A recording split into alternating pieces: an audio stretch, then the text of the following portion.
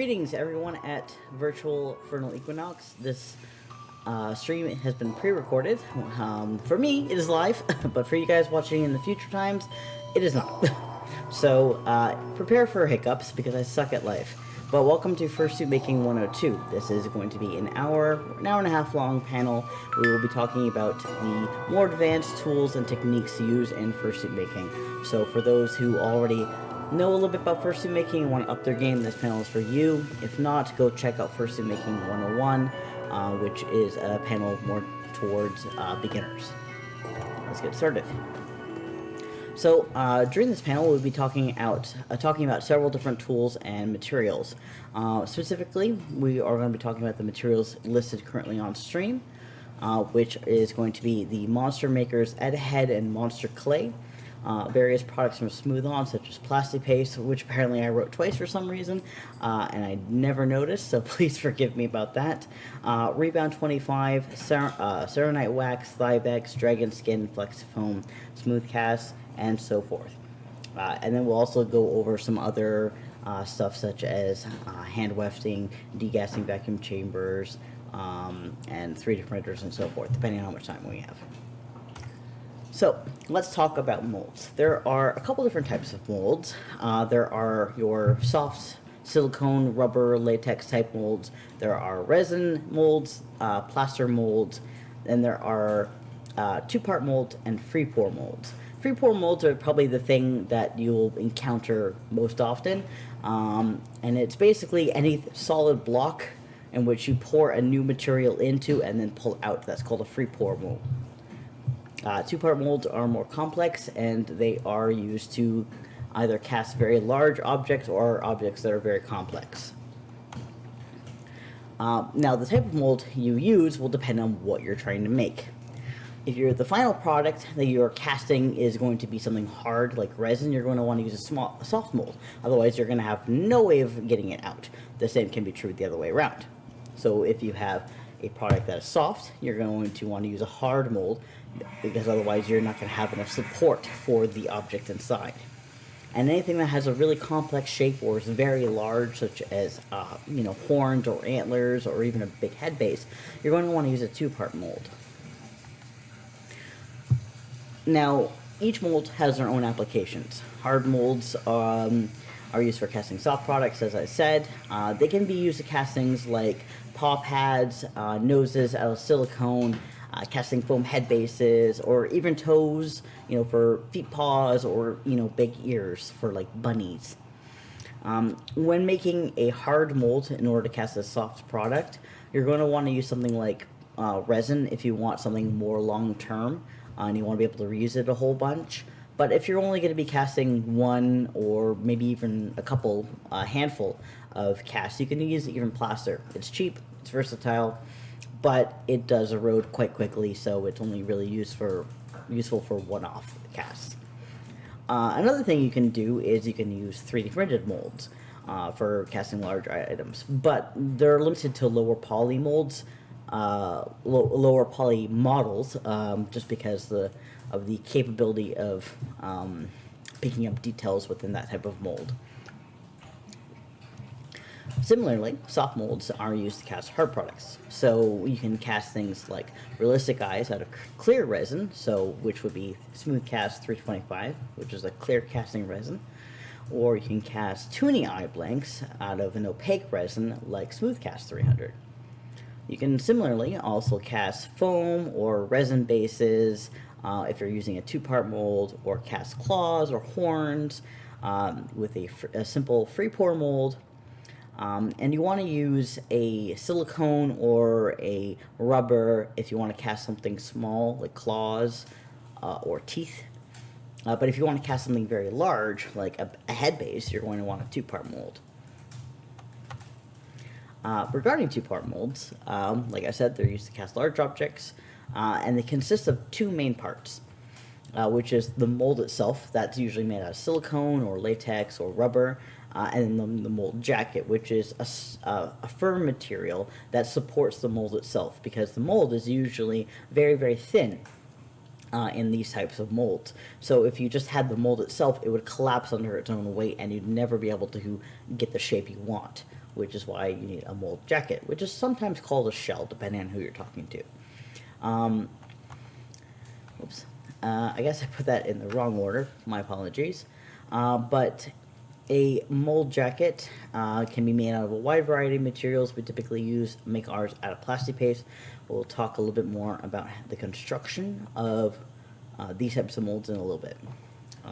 Now, about resin. Sorry, there's a lot of information to go through, so we're going to be kind of bouncing A to B quite quickly, so do bear with us.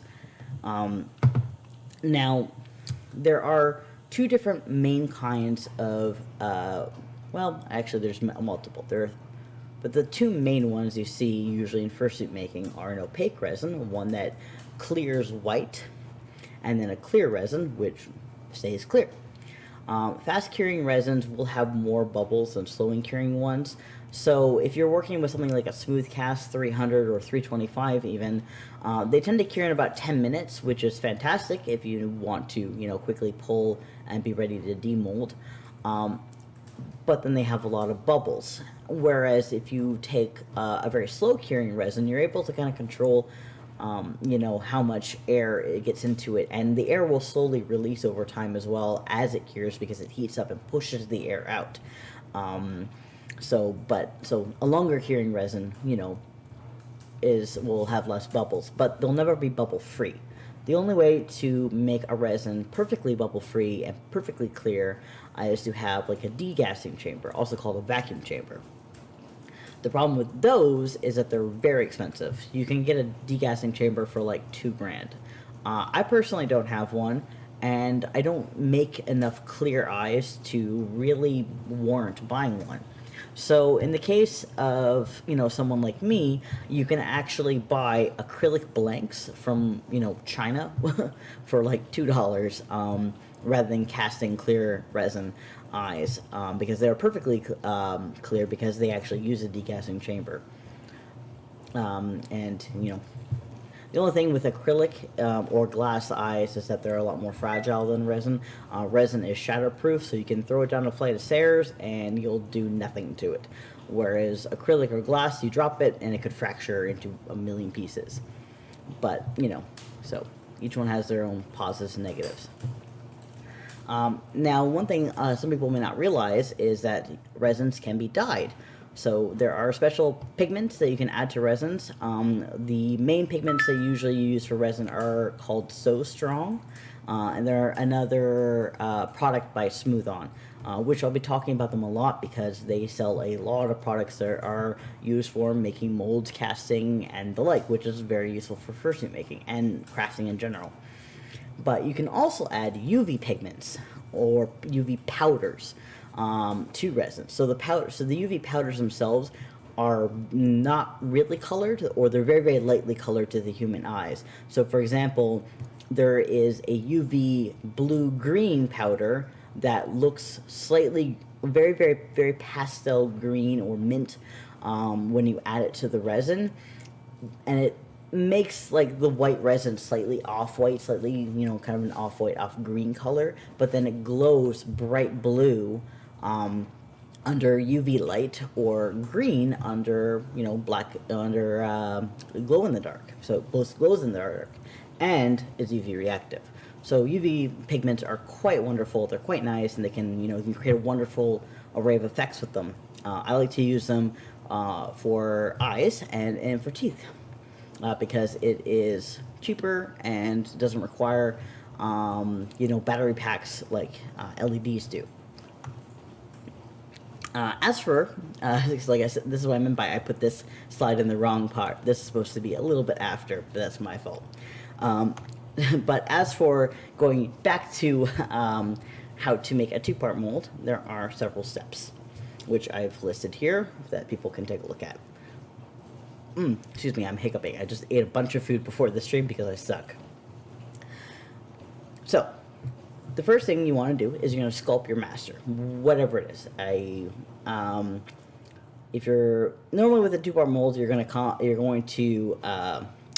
wanting to make a mold of something more complex in shape or something very large that would be otherwise difficult to demold if it was all one solid piece, such as a head or horns or antlers even.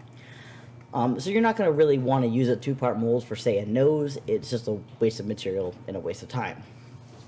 So in this case, I'm going to describe kind of the process for making a two-part mold of, say, a head, say a canine, for example, because those are quite common and quite popular. The first thing you're going to do is you're going to sculpt your master. You can either sculpt it out of a sulfur-free clay, such as monster clay, or you can 3D print it. When 3D printing, the best way to do it is to print it hollow, so a 0% infill with, say, a 3 to 4 millimeter shell. I'll talk a little bit more on 3D printing a little bit later, but once you have your master, which is the original sculpt, you can begin preparing for molding. And you'll want a drop sheet because this is going to be very messy. So prepare to make a big mess, and wear your PPE, your personal protective equipment. So gloves, mask for some of these chemicals can be toxic. A lot of the chemicals that I work with are relatively safe as far as the work safety data sheet goes, but that doesn't mean that they're perfectly safe for you to breathe in for long hours a day. I can attest to this because I once caught a lung infection from breathing in too many of these chemicals. So don't be dumb like me, wear a mask. That said, any free pour mold can be encased. Must be encased. That you can encase it in literally anything, like a cardboard box or Tupperware or even Legos work. I've seen people literally take Lego bricks, build a little fortress around the thing they want, and then demold it by simply just breaking apart their Lego fortress, which is really quite clever. And I definitely want to try that in the future the next time I need to make a free pour mold. Two-part molds should be made using brush-on, latex, silicone, rubber. Most brush-ons are usually a brush-on silicone or brush-on latex. Brush-on rubbers are a little bit harder to come by for whatever reason. But the ones I usually use are Rebound 25, which is a brush-on latex, but you can use any brush-on latex or rubber or silicone that you want. There is no right or wrong answer. But just remember that your master should be sulfur-free, just because the silicone can react poorly to sulfur in the clay, which can cause it to not cure properly or remain tacky or just have weird clumps in it. So you don't want that because it's a big waste of time and a big waste of material, plus it creates a huge mess for you. Now, with Rebound 25 and similar brush-on latexes, the first layer that you put on should always be the thinnest. And the reason why you want it to be thin is so they can capture all the fine details that you put into making your original sculpt, be it a 3D printed sculpt or a one that you made out of clay. After you've got the first layer on, you can slowly bulk up the layers, and to aid in that, you can use something called 5X, which is a thickening agent for silicones and latexes. But there are other thickening agents. This is just the one I typically use. It's readily available from Smooth On and similar companies, from Smooth On and distributors that sell Smooth On products, such as, if you're Canadian, Sculpture Supply Canada. That said, once you have your mold, your actual mold ready with the latex, you're going to want to let it fully cure, because whenever you're first putting the layers on, you're only going to let partially cure between each layer, so all the individual layers adhere together. But for making the mold jacket, you want to make sure that silicone latex is completely cured before you move on to the next step. And the next step will be to create some sort of dam separating, the two halves of the face. So usually what I do is I take a bit of tin foil, I roll it up and create a giant noodle, and then I basically just duct tape the tin foil to the whatever drop sheet I have. I usually just use paper, and then I, basically bend it over the curves of the face. And then on the half that I'm going to be making my mold jacket side on first, I put down ceramite wax, which is a wax that helps prevent the mold jacket from adhering permanently to your lovely mold. That's because a lot of the materials you use to make mold jackets tend to be very, very sticky, and once they've cured, they kind of form a permanent bond to whatever they're touching. So you don't want a permanent bond between your mold and your mold jacket, otherwise you're never going to be able to get the thing that you're trying to cast out of the mold itself, and you've wasted a lot of time, tools, and materials. So that's why you want to use something like a ceranite wax, or you can also use, what's it called? Vapor rub.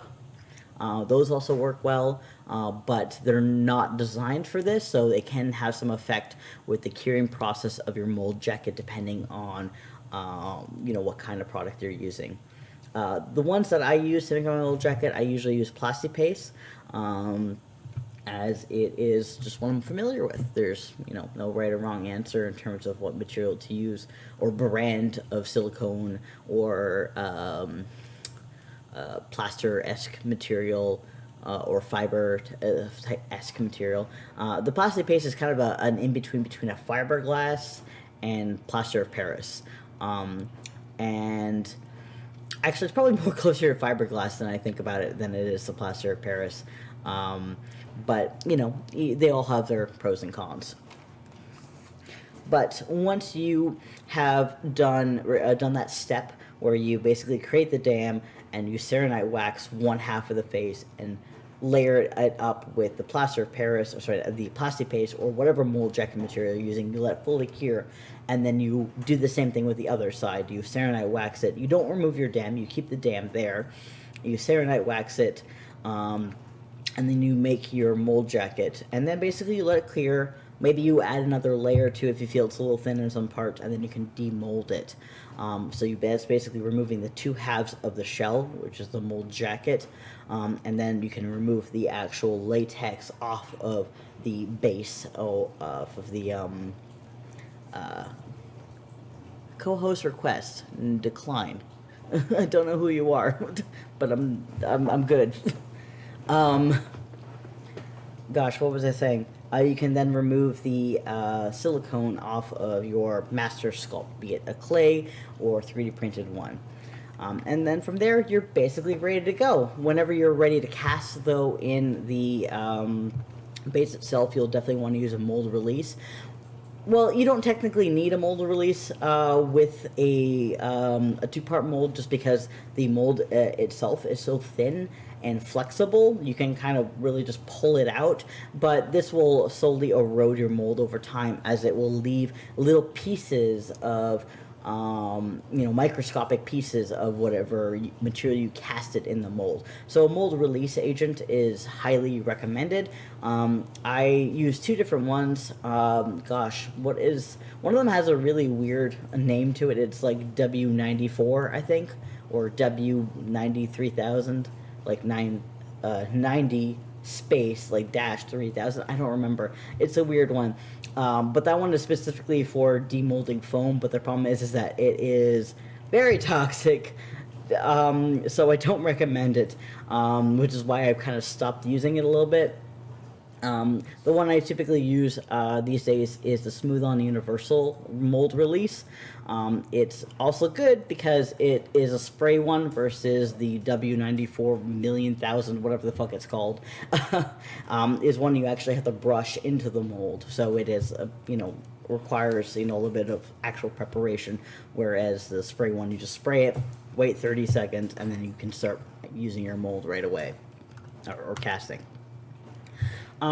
Now, regarding making your master out of a 3D printed base, you'll obviously want to 3D model said base. Or you can commission someone, an animator, a 3D modeler, another fursuit maker, whatever have you, to make a model for you. But modeling can be quite fun and quite rewarding, because then you can get exactly what you want, especially once you are a little bit more practiced in the programs. Now, obviously, there are, fancy, modeling programs or sculpting programs like ZBrush or Blender or even Maya, but they have quite a steep learning curve. So what I recommend is something like Sculptress, and Tinkercad. These are the programs that I have been using for the past many a years. And the main reason why I use those programs was because my computer at the time was a $200 office computer, which couldn't handle shit. Now I have a fairly fancy computer compared to what I had before, so I'm able to use programs like ZBrush and Blender, though I have yet to actually do so. The last time I used ZBrush and Blender-esque products, or even Maya, I was still in college, so that was a good 10 years ago. Sorry, my nose is very itchy right now. Someone's probably talking shit about me. Now, Sculptress is good because it is a 3D sculpting program, which means you absolutely need to have zero prior knowledge to 3D modeling. You can literally just open it up and you're ready to go. You don't need to learn anything. If you know how to sculpt with clay, you know how to 3D model with Sculptress. It is it's that simple. But it does have some drawbacks. It has a limited model size in terms of the detail. In this case, it uses tris versus polygons. So it's a very low poly count, essentially, in terms of how much detail you can implement it. I believe it's around 3 million tris before the program crashes. And the reason why the program crashes is because it's an abandoned alpha. The product never made it past its alpha development stage because the company that was developing it, which I believe was ZBrush, basically got bought out by Blender, and then basically the program got canceled, essentially, because they're like, Blender was like, oh, we don't care. We don't care about this program. So unfortunately it got abandoned. But it's still free, and you can still download it. So feel free to download it. It just has, its limitations. But I still use it. I've been using it, quite heavily for a number of years, and I like it. Now, but with a 3D sculpting program like ZBrush, it has its limits in the sense that you can't make hard geometric shapes or get precise angles and things. So you'll want like an AutoCAD software in that case. And Tinkercad is such a program. In fact, it's not even a program so much as a browser-based AutoCAD, meaning anyone can use it as long as you have a computer. You don't need to download anything. You don't even need to have a good computer. As long as you can run basic browser-based programs, you're good to go. And again, no required experience is necessary.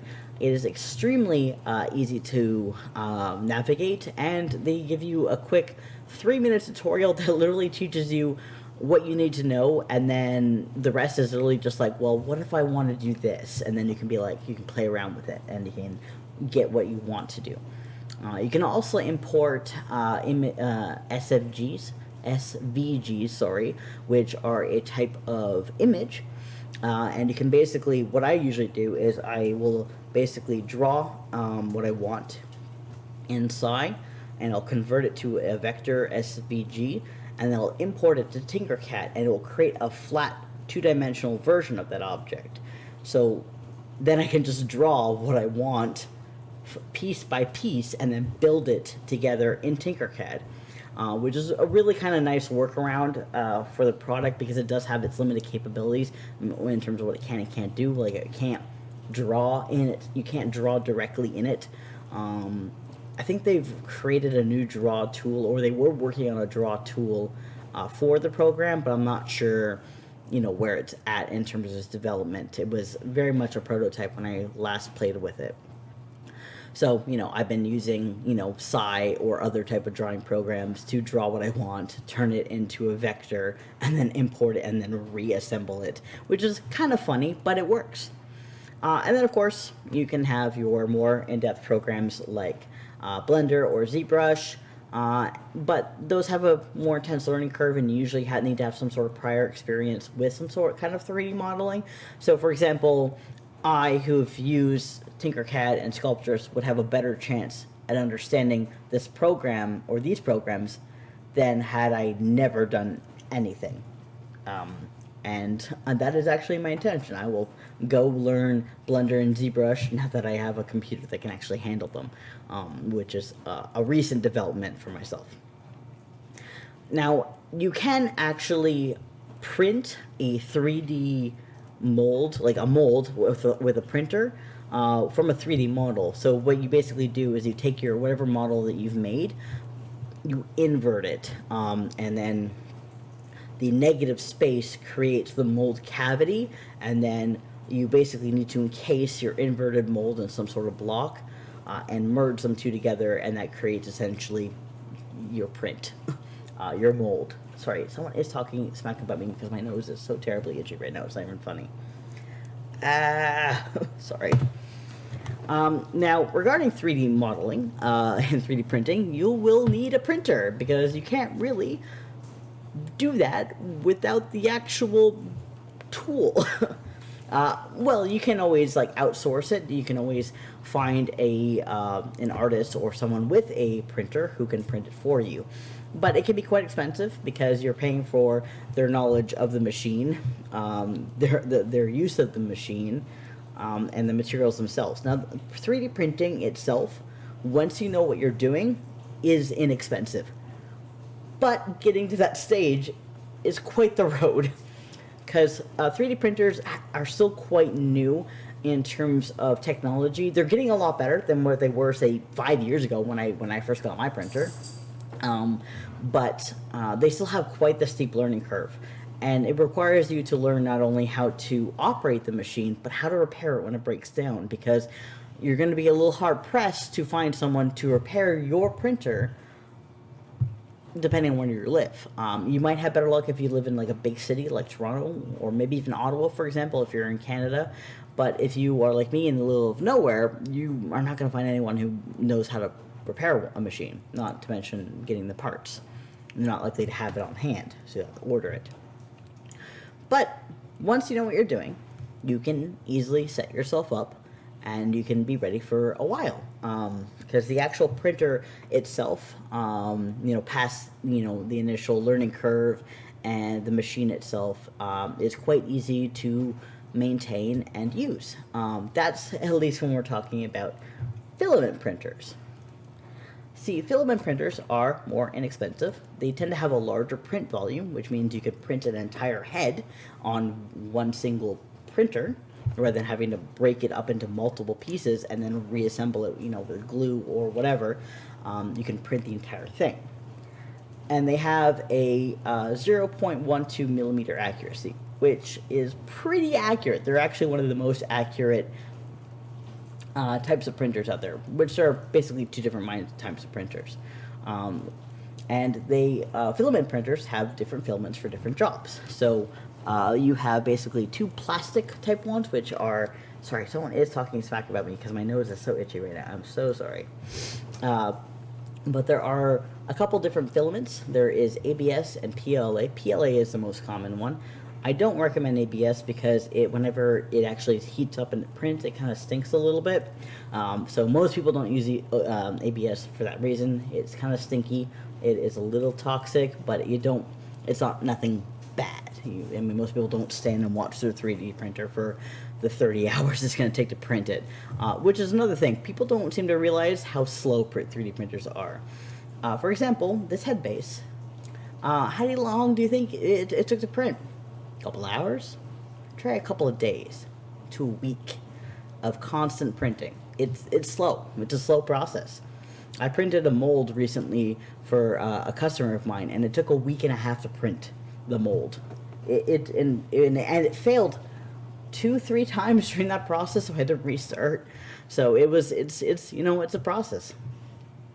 But aside from ABS and PLA, there are TPU, which is a flexible filament. So you can print, for example, a nose, and it will actually be kind of squishy, which is really interesting. The only problem with TPU and similar types of filaments is that they're a little bit on the pricey side, and they can be quite finicky to get right, because the printers don't always like working with them, because they're designed more for an ABS or a PLA, because they have different heating requirements. And setting requirements. Aside from a filament printer, there are resin printers. Resin printers tend to be quite a bit more expensive. They tend to have a smaller print volume, just because the ones that are really, really large, that have a similar print volume as, say, a CR10, which is a large print volume printer, will be probably close to about 10 grand versus say $800. So that's why most people who have resin printers, they tend to be on the smaller side, but most people tend to use them just for claws or eyes, anything they want to be really, really smooth. And in fact, they tend to actually have they tend to be a little bit more accurate than a filament printer. So instead of being a 0.12 millimeter accuracy, they tend to be a 0.1 or 0.08 millimeter accuracy. But the accuracy isn't the main thing. The main draw with resin printer is the fact that the layer lines are a lot smoother. So the accuracy between the details is important, but the accuracy between the layer lines is what's the bigger draw for a resin printer, because you can get a lot smoother, a lot cleaner of a print. And they're also a lot more easier to sand. You can also sandblast them a lot easier. If you sandblast a filament printer, you might actually erode the actual plastic itself, burning a hole in it, because you essentially use heat in a lot of cases to sandblast, or because it's friction based and friction generates heat. But these are a little bit more heat resistant. As such, sandblasting and regular sanding or wet sanding yields better results in creating a much smoother final version. But the downside is that you absolutely need ventilation. In a lot of cases, resin printers are actually fully enclosed just because they have a lot of toxic fumes whenever they're actually operating. And additionally, you will usually need to do some sort of UV curing afterwards, or acetone bath, to remove any sort of chemicals or finish the actual process to harden it, because it's usually fairly soft still when it actually comes off the bed. I've never used a 3D printer. Sorry, that's a lie. I've used a 3D printer once, and it was interesting, but they're quite expensive. They're tricky to learn, and they're very expensive. And as such, I went with the cheaper way and got a filament printer. Filament printers are also what most people think of when they talk about 3D printers. This is what most people are referring to when they say, oh, I have a 3D printer. 95% of the time it's going to be a filament printer. As for the uses for 3D printing, aside from just making wonderful head bases, you can use it to 3D print minis.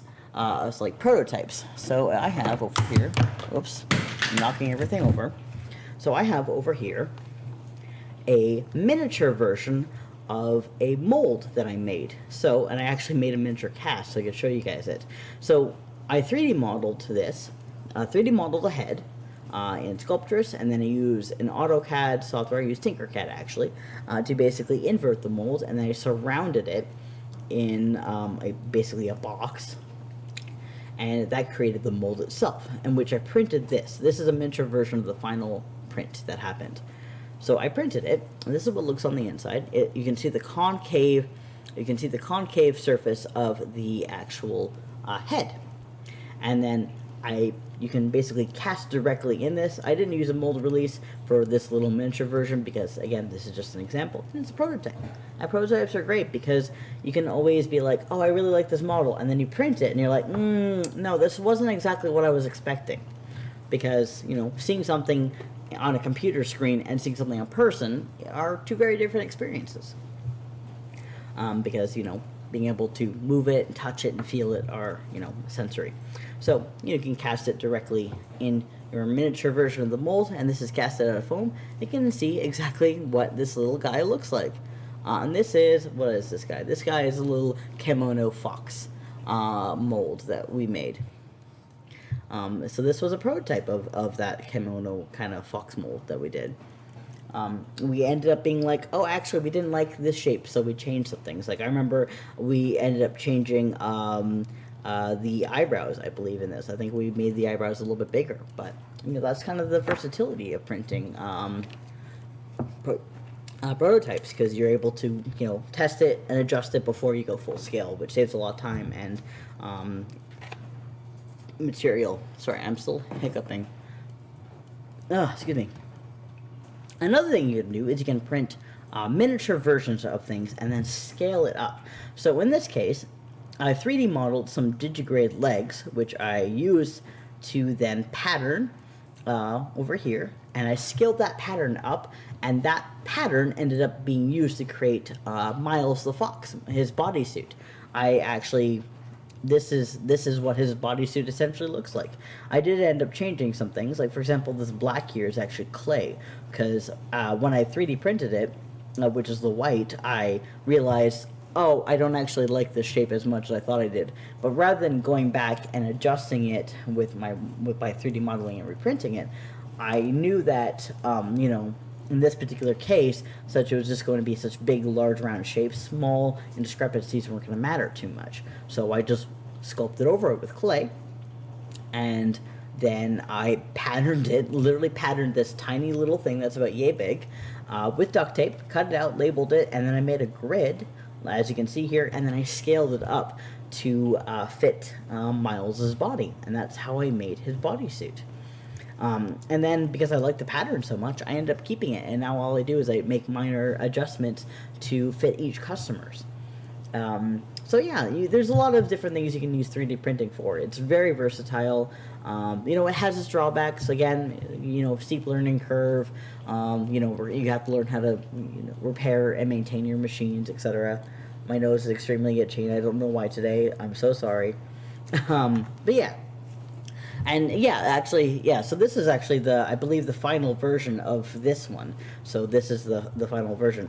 This was the first time I think we'd end up doing a 3D printed mold. So we actually ended up filling the inside with the resin to try and make it a little bit smoother and make it a little bit easier to demold. It turns out that wasn't really necessary, because as long as you print it at a good millimeter like layer height or detail, you don't really need to do it, because the layer lines aren't going to be terribly visible, and you're going to be furring it anyway, so it doesn't really matter.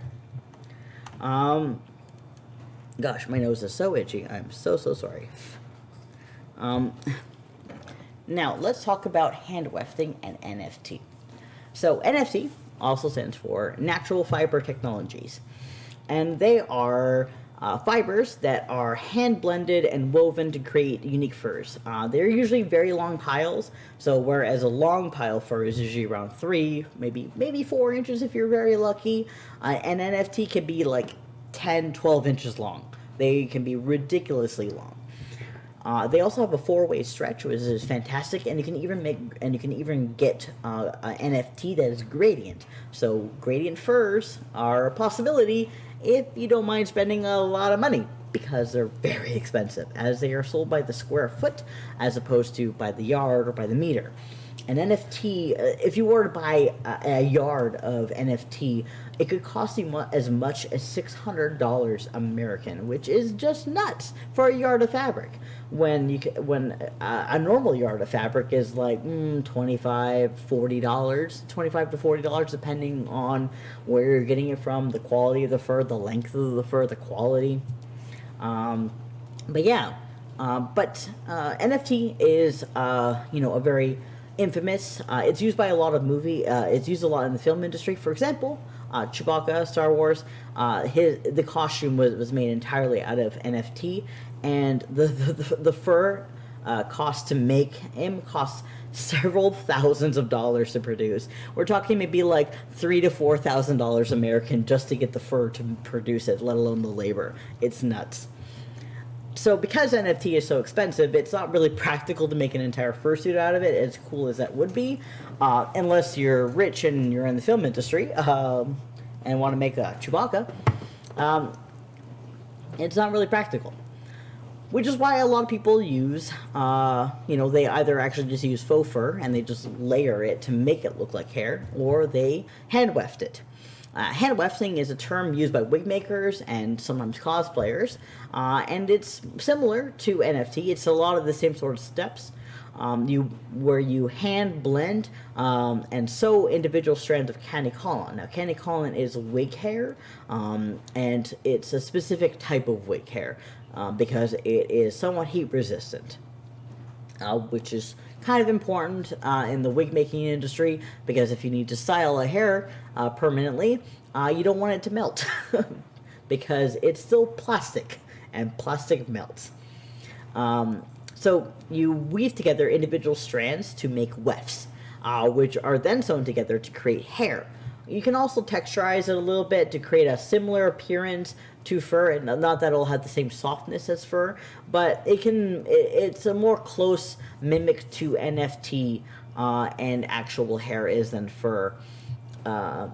Because NFT isn't even a perfect replica of fur, because it's not faux fur in the same way. It doesn't have the same sort of softness or the same sort of density, because it is individual strands of hair, so it's a lot sparser than faux fur. But that's why most fursuit makers tend to use it for hair. It's, again, not desirable for a full suit for multiple reasons, aside from it costing a lot. Now, hand wefting is very labor intensive, but it's very cheap to make. A large lion's mane, for example, could cost as little as $20 American, but it could take upwards of $30 hours to manufacture, because you have to sew each individual weft by hand, or on a machine rather. But it's still a lot of work. But I will talk a little bit about how you actually weft. So, in order to make some hand wefts, to make some wefts for a fursuit head. Let's say you want to make a big mohawk, for example, on a hyena, because hyenas have big mohawks. That's quite common. What you're going to do is you're going to go out and you're going to buy what's called a column braid. And depending on what you're doing, you're going to need several of these braids. Now, the braids can be sold around 20 inches or around 40 inches in length. I usually buy the larger of the two braids, and the braids are quite inexpensive. They'll cost you anywhere from $2 to $10 a braid. So it depends a lot mostly on the length of the braid, the type of column it is, because there are different types, and the color. And what you want to do is you want to cut them roughly 2 to 3 inches longer than what the final product is. So say if you want a mohawk that is 8 inches tall or long, you'll want to cut your strands of column to be about 10 to 11 inches long versus 8.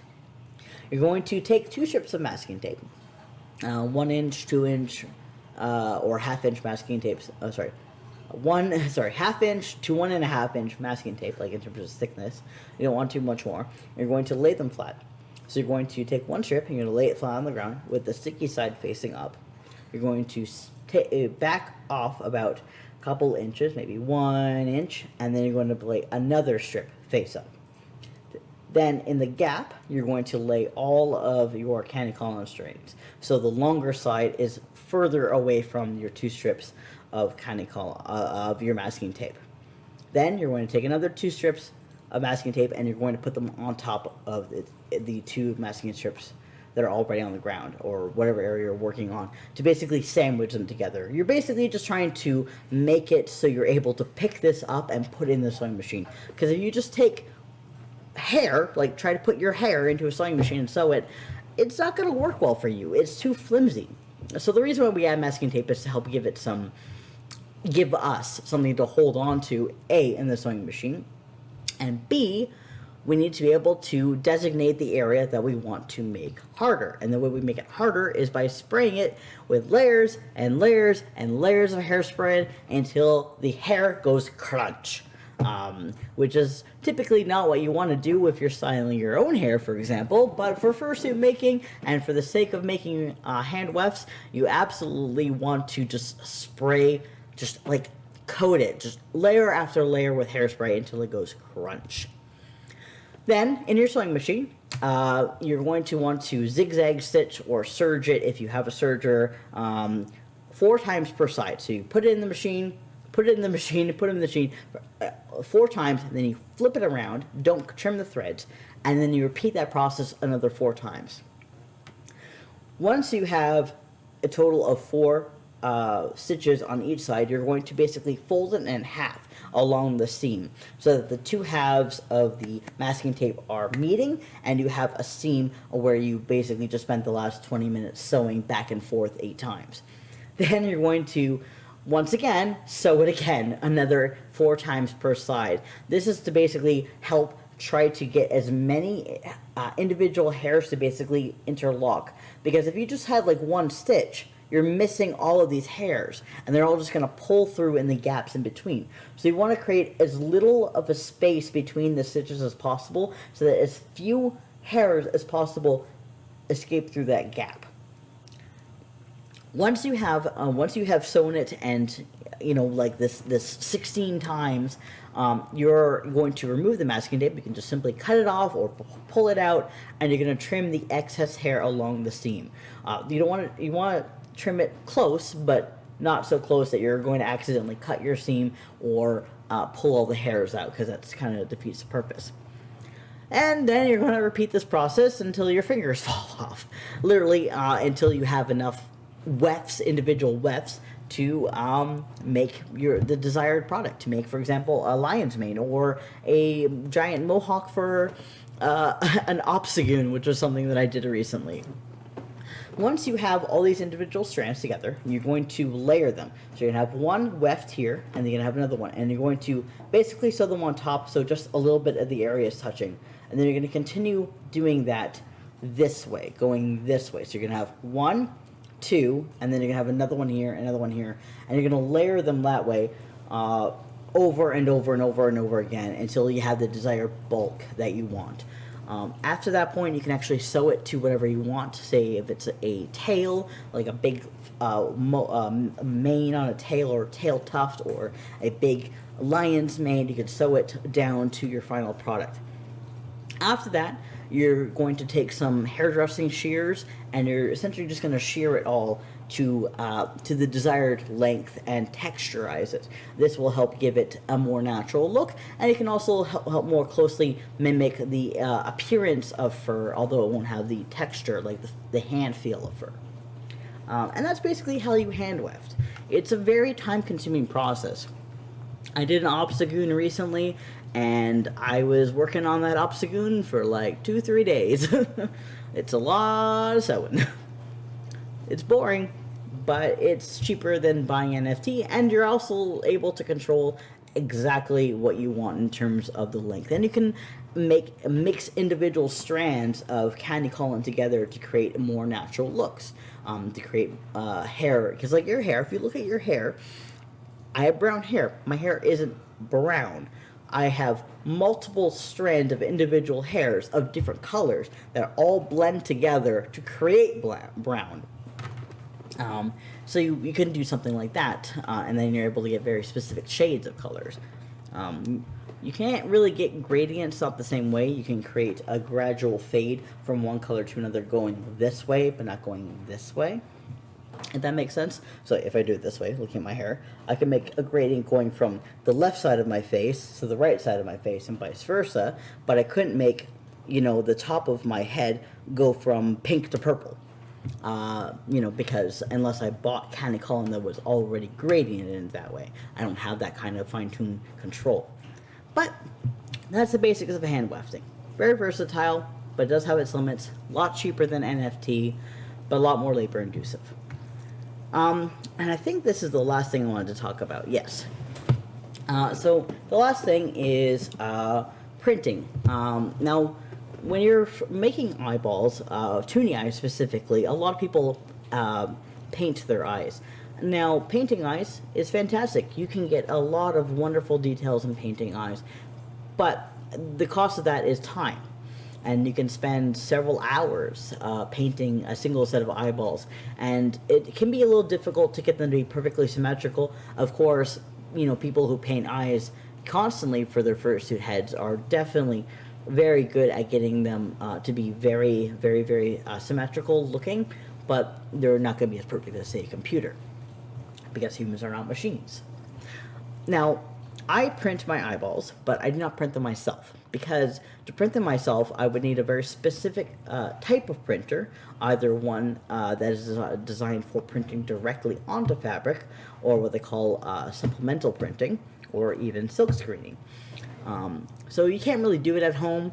I've seen some people try to use home printers to print eyes, but the only way you can print eyes with a home printer is if you're printing on buckram, because buckram is a material that has a lot of holes that are very close together, so there's more surface area, so it's able to absorb the paint. It's also a porous material so the ink is able to seep into it, versus where most fursuit makers like myself, we tend to use an Ida cloth, which is a vinyl like material, and because of how slick that is, the ink just sits on top of it rather than actually permeating the surface, so it never dries.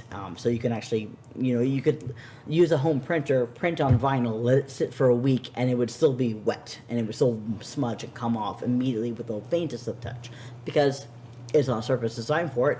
And this also isn't, your home printer is not a special printer designed for this sort of thing. So you can actually outsource it. There's a local graphics company to me that I usually outsource mine. They print designs for actually like people's cars and big bold billboard signs and making decals in ice.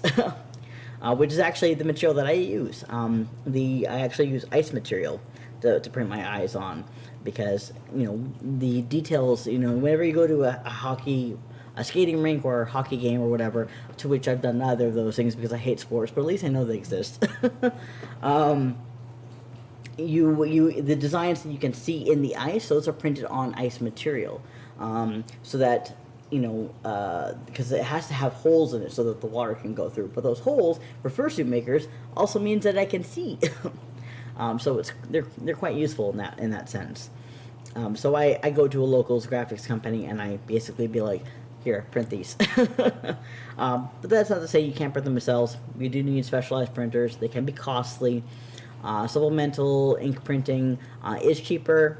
But direct to fabric printing is more expensive, but you can get a lot more color accuracy.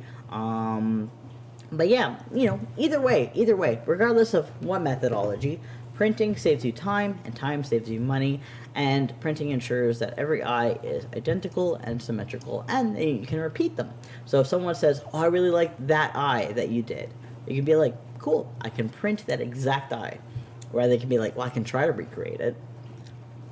Because as wonderful as humans are, and as wonderful painters as some of you wonderful folks out there are, it's very difficult to replicate the exact same pattern and the exact same color scheme twice. Especially when you have to hand mix your paint so you get the exact colors you want. That said, I think that's pretty much it that I want to talk about. So I want to say thank you all for joining us.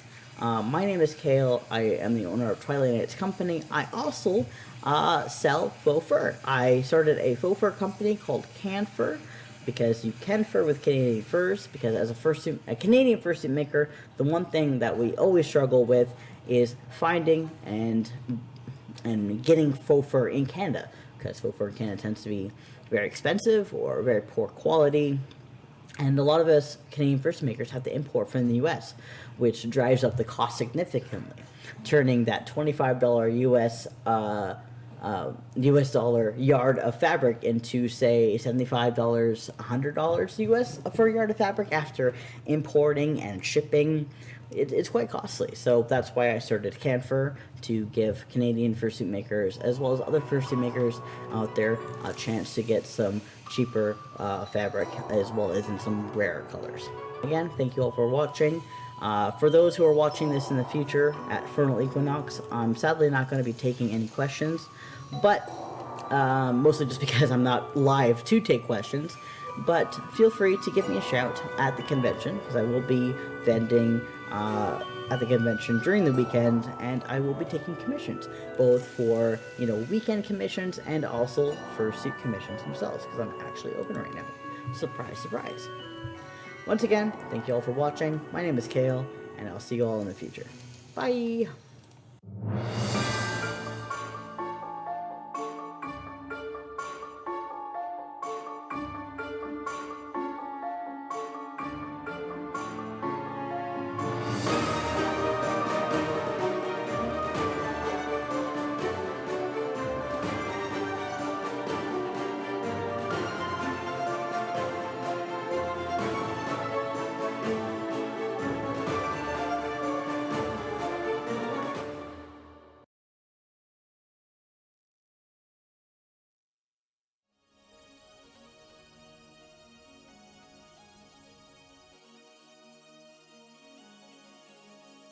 Hey, hey, what? is this? What is this? No, no, no, no, no, no, no, no. I do not stink. Ugh, where did Badgie go? Anyway, we have work to do, guys. We do. So, I think, where did we leave off last time, Cloud? Was it Link Street? We did Fox Street, and now we're gonna have to show you all the wonderful dealers on Link Street. Let's go. Before we forget, I think we were supposed to mention as well from that last stream for Fursuit Making 102. There's a live chat going on in twitch.tv/TKC_stream if you'd like some Q&A in regards to that last panel. So you can feel free to check that out as well. Yeah, go check out that Q&A. Or stay here and watch our check out these awesome dealers. Whichever you prefer, we're giving you options. Link Street. All right. All right. So Link Street. Let's go. It looks like we got one right here. Well, hello. Hello. Hey. How are you today? Creations. I'm good. How are you guys? We're good. We are showing the world all our wonderful booths here. So what do you got for us today? Right. My name's Cal. This is Tentacal Creations. I'm a fursuit maker. I also dabble in plushcraft and all the sort of the like. My commissions are currently open. I've got a pre-made for sale as well. So feel free to go to my Twitter at Tentacal Creates for updates and more information. Oh, that's great. That's awesome. This is some cool stuff. We're gonna get some footage of your booth here. I'm getting this strange feeling we have too many microphones, but that's okay. No, this is the That's right okay. one. It's we like, just want to amplify everybody to maximize It's their true. reason.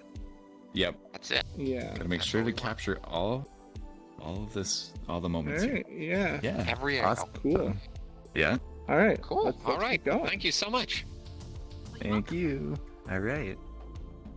And you, sir, how are you? See you there, Badgie. See you. All right. Well, this one's pretty quiet. Let's try the other people in this booth. Hello. Hello. Hello, hello. Hi, I'm Shay of Mythic Hello. Works. I'm your purveyor of all things mythical, magical, and ethereal. And cute things. You can't forget the cute. I Cute offer things are the art best. commissions of all kinds and custom physical merch. And you can come check me out on my FA, Mythic Works. Also located through...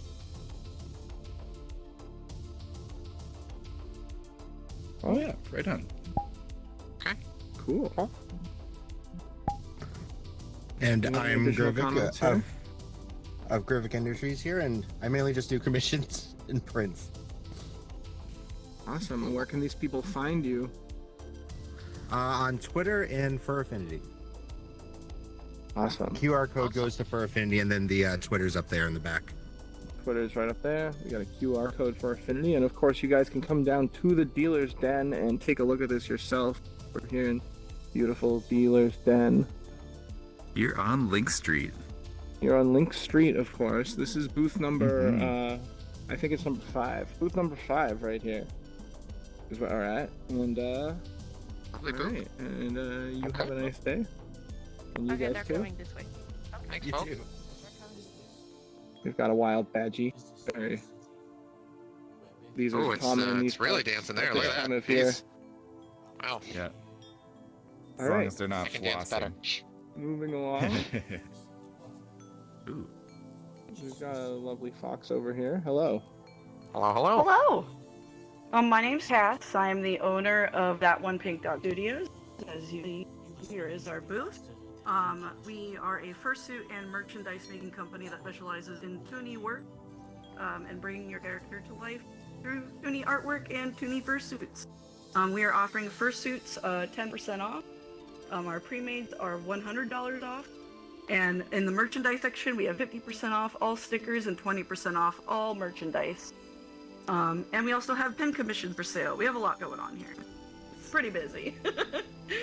But That's you can awesome. find all of There's a our lot going on here. oh, yeah, thank you. You can find all of our Yeah. social media up on the back wall. Our suit examples on the left, our pin examples on the right, and our merchandise up at the lake cabinet. That's really very cool. Yeah. I've been to as some of you- your streams before on Twitch. Oh my Oh, god, I'm cool. honored. Thank you. Yeah, no problem. I really enjoy your stuff. Oh, thank you. I enjoy you, okay? Take that. Ah, thank you very much. Yeah, you guys gotta make sure to check this one out as you travel down Link Street with all the other ones. There's many things to see. Thanks for coming out today. Thank you. Thank you. Thank you. Alright, let's see. Exploring along. Oh, we have a Alright, It shroom. looks like there's a shroom right here. Hello. Hello. Hello. Hello, my name is in fact Shroom, as you may or may not have guessed. So I am a commission-based artist primarily. I mean, I've got some zines and prints, but I specialize in doing complicated commissioned works. I've got digital and oil-painted commissions. I can do realistic, psychedelic. Even got some free backgrounds to put characters in. There's a couple examples on my little back wall. And if anybody's looking for me, I'm pretty easy to find. I'm at shroompunk.com or shroompunk on Twitter and various other social media. And hey, you know, I look forward to anyone who wants to swing by and say hi. That's Fantastic. very cool. Sounds good. Yeah, I like Awesome. this. Shroom Punk Studios.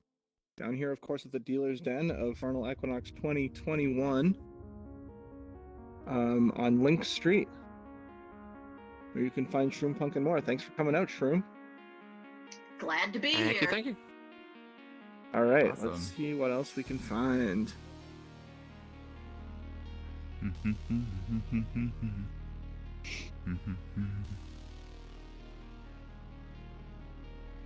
A lot of cool stuff down here. Oh, here's A lot one. of badges. dancing badgies. It's Dancing badges. Nod. Hello, how are you today? Hello! I am Nibnod Daniel Potter, and welcome to my booth. I write the Freelance Familiar series of books, which is an urban fantasy about a guy who gets turned into a mountain lion and is trying not to be sold as a familiar to a witch or a wizard. And that mewing is my cat. But, you know, please, the entire series is on sale at on Amazon. Just go to Amazon and search for Freelance Familiars, and then my books will be right there. The first one is only 99 cents in both US and Canada for the ebook version. But there are also Excellent. print versions available and audio for the first three. Oh, that's really Cool. cool. Excellent. I really like this squirrel Gundam thing here. Oh yes, This Rudy. this is what I know Yes. squirrels are thinking about Yes, when they're yes. out there Rudy is menacing the and climbing sidekick. trees. Yes, Rudy is the sidekick, and he solves problems by blowing them up That's a good way to or solve punching them problems. with giant robots. Good way to do it. That's Absolutely. the way. All right, Thank you very much. Okay, you very much. Thank you. thank you. All right, Blue Patch Right the over dog. here. Hello. Hello, Blue How Patch. are you? Hello. I'm good. Make sure to mute your mic until they're done. What do we So, have here tell us today? a little bit about your booth here. Yeah. I'm Blue Patch. I do digital art commissions, VRC model retextures, and I also sell merchandise. And you can follow me on Twitter or Instagram on that at above on the side there. Blue Patch the dog. Very nice. That's very cool. Another great booth here from Link Street. Of course, for those just tuning in, we did a Fox Street walkthrough earlier today, and if you miss it, it means you're just gonna have to come down here and check everything out yourself, which I promise is not a waste. If anything, you're lucky Not at all. that, No, that you have very the fortunate. opportunity to come down and check it out and spoiler-free, a spoiler-free run of Fox Street. But yeah, thanks for coming out, Blue. Let's continue to ruin everyone's spoilers here by spoilering this next booth for those watching at home. Hello.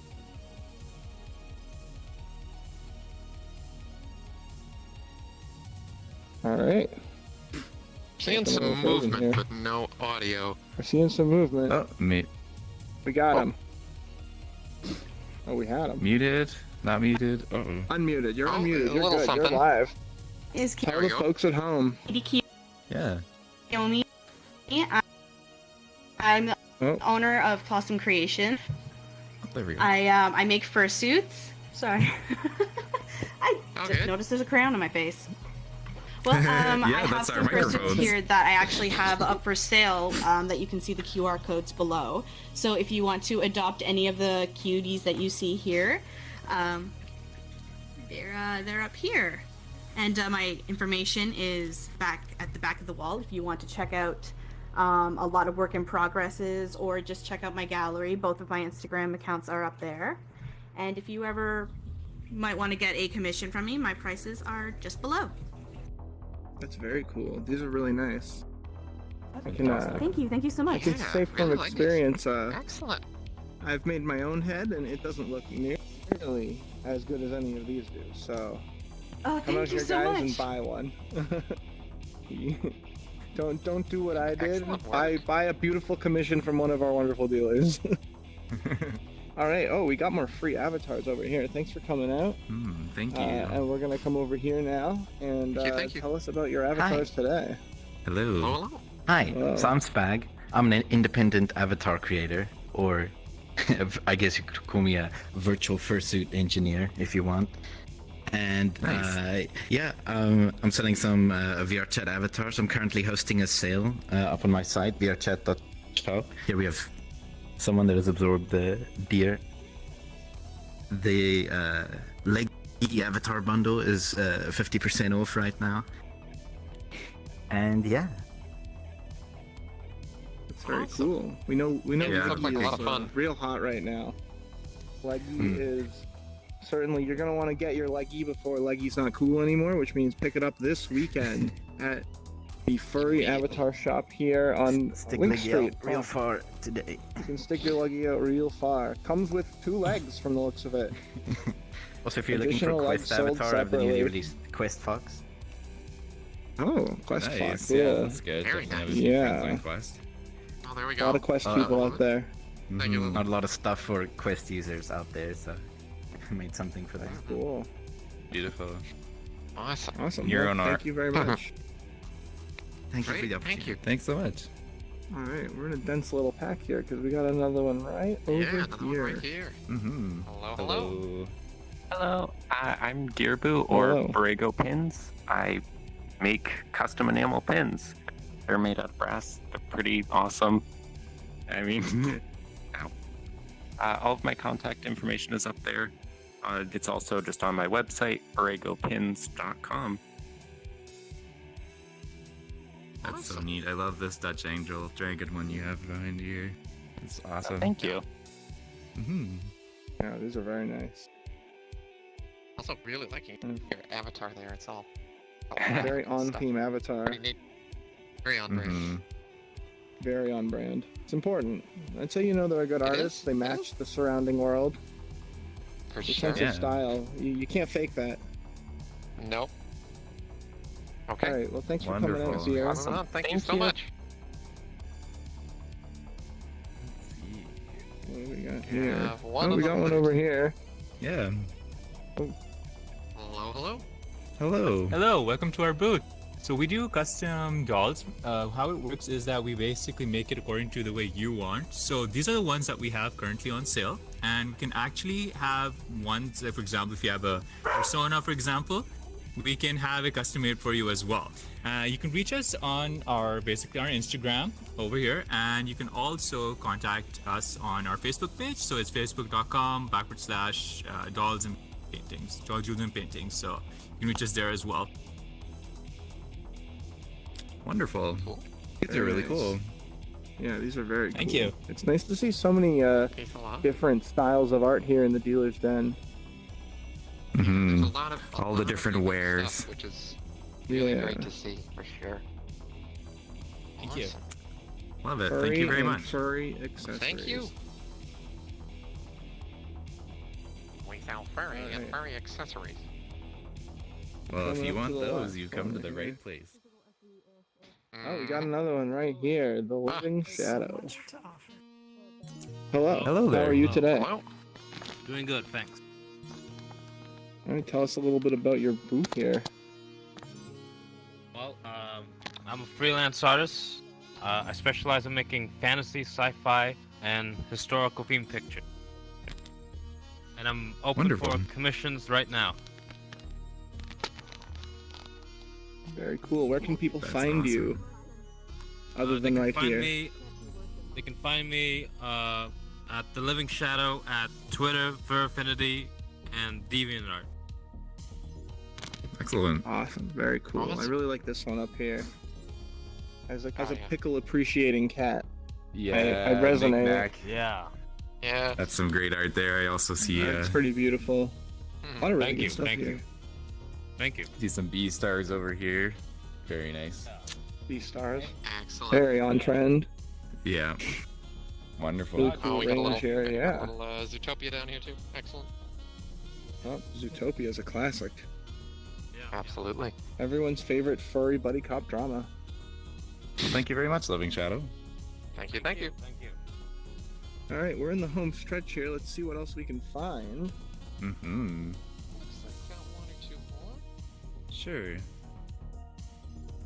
All right, well, we got a plague doctor right here. Let's see what they're all about. Hello. Spider Dragon. Hello. Great Hi to there. meet you all. Hi.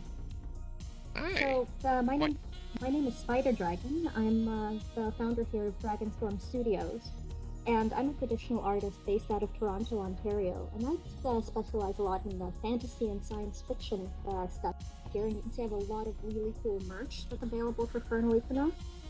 Here, I'll just step back and let you take a look. Fantastic. Very, very cool. Where can people find you if they're looking to reach out? So I can be found on Discord. I also have on the FU website a couple different options for contact, either on Telegram or for Affinity. So yeah, there's all sorts of different ways to reach out to me. The main way probably is going to be through Discord. Oh, that's great. Cool. Thank you. Yeah, Thank I you like so it. much. Very cool. Good stuff in here. Thank Okay. you. Yeah, and thank you, Spider Thank Dragon. you. Wonderful. I think that's it for Link Street. So we've done it, everybody. We've looped back around. We made it. We've looped back around. Simple and spelled. Cool. Should we ask Lilith about what she's selling today? What do you got here? Wow, I mean, it's hard to sum up. They're such great fursuit makers and custom crafts, all kinds of things that I would like to see in my own hands or paws. So, yeah, come on by and check it out. It's such a wonderful den. We've got so many great dealers, and I'm just so happy to see everyone checking out Furnal Equinox. Awesome. Thank you. Wonderful. I think if there's something we really specialize here, and it's a lot of very unique, interesting art, and of course on top of that, it's putting people on the spot to say things they are not prepared for, and that was pretty good. That was good. Yeah, I we couldn't are very improv good at that. that, aren't we? We're very good at that. Let's see if we can find someone else to unpromptedly Just gotta talk roll to. with it. How about this? How about this guy over here? Hello. What do you have to say? Hello, mannequin friend. It's a strong, silent type. Hmm. Yeah. With that angry-looking husky shirt. Since I think we have a little bit of time left, maybe. Wait for it. We can Wait for it. show off some of the ads We're working on it. too. You guys haven't noticed there are like ads for important things kind of around as well. There are ads for important things all around. Yeah. We got the possums and rodents. Nice. We got Live A Hero, which is a game, I'm pretty sure. Downloaded on Google Play. We have this guy over Very here, cool. have Cascade, doing stuff, streaming stuff. Not that I know him or anything. Mm-hmm. I've heard of him, but Yeah. I can't say I've ever met him. Kind of cool, I don't know. I haven't met him though. Tycoon, which is a highly underrated esports scene. Extremely. It fits, I see. Yeah. And while we're RCT here, speedruns. They're better than jumping on top of vending machines. I thought we could take the time to show off this lovely shirt I'm wearing, which of course is available at the con store to get in real life. Wow. I'm not sure what it's Let's get called. a close up on this shirt. But it's right there. Let me get this pencil out of the way for you. Enhance. Yeah, I know. I'm gonna order one of these for myself. So if you order one too, we'll be walking down the street one day, and you'll see I'm wearing it, and I'll see you're wearing it, and we'll kind of give each other a look, and we'll be like, "Oh, I know where you are." Like, oh, what's up? So if you want the opportunity to participate in that very special experience of brief eye contact with a stranger, order your shirt now. Or you could buy the one with Get in mine, on 'cause that. That's pretty sweet. It is. Definitely I would have know to buy that because I'm Marty. So Yeah, you I can mean, you the can buy Marty that Verse one is too. amazing. That one too. It's got the one with the skateboard on it. I look so good. I look way better than I do now. It's unbelievable. Ow. Yeah, much let's better. see it. You got a skateboard on you? Can you No, I grind really one don't. of these benches right here? Unfortunately, do Let's see some skateboard tricks. Let's see some kick flips. I wish I were Let's do good it. enough to Do a to flip. skateboard.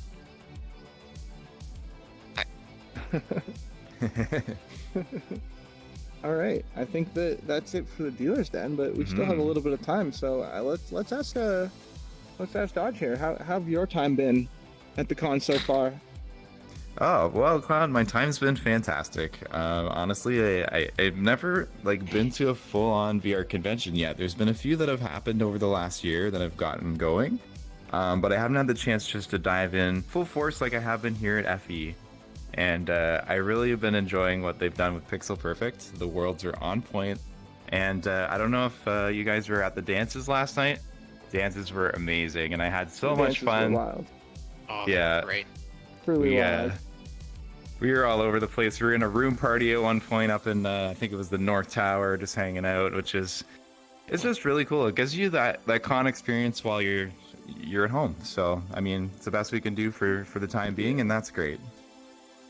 Is there anything more FurryCon than ending up at a random room party with a bunch of strangers and walking out with 20 more friends than you came in with? I don't think so. That is like the That's experience so right true. there. That is what it's about. So I think we're about ready to go into our next panel. Yeah, and I believe it's gender expression? It is. I think it's gender exploration. Exploration, yes. Okay, Yes. right on.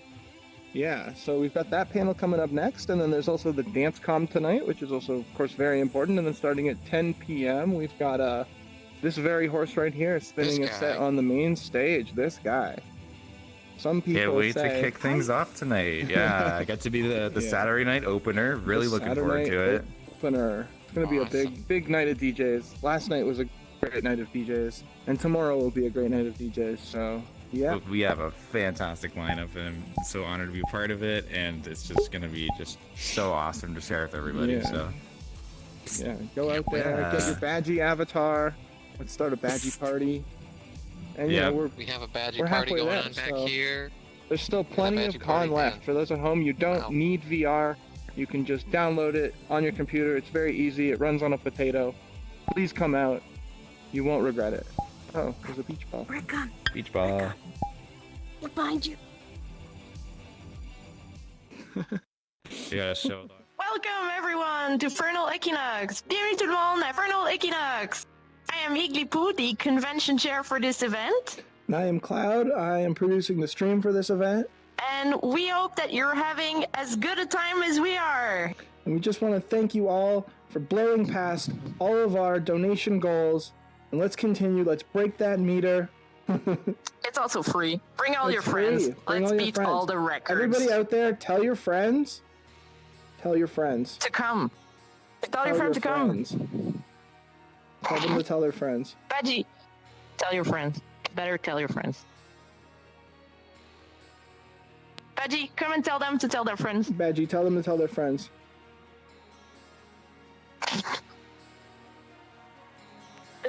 We want to thank you all for your donations. Dark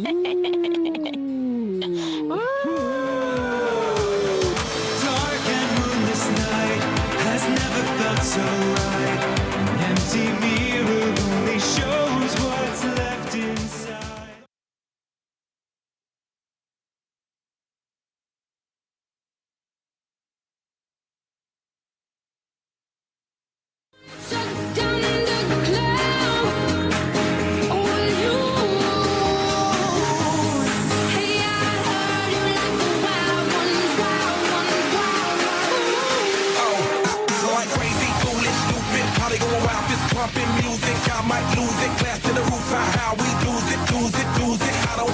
like she don't care. We like almost there, the right vibe, ready to get live. Ain't no surprise, take me so high, jumping those dives, surfing the crowd. Oh, then I gotta be the man, I'm the head of my band. Mic check 1, 2. Shut them down in the club with a Playboy does till they all get loose out the bottle. We all get fit in again tomorrow. Gotta break rules 'cause that's the motto. Club shut down 100 supermodels. Hey, I heard you were a wild one. Gentlemen, we can rebuild him. We have the technology.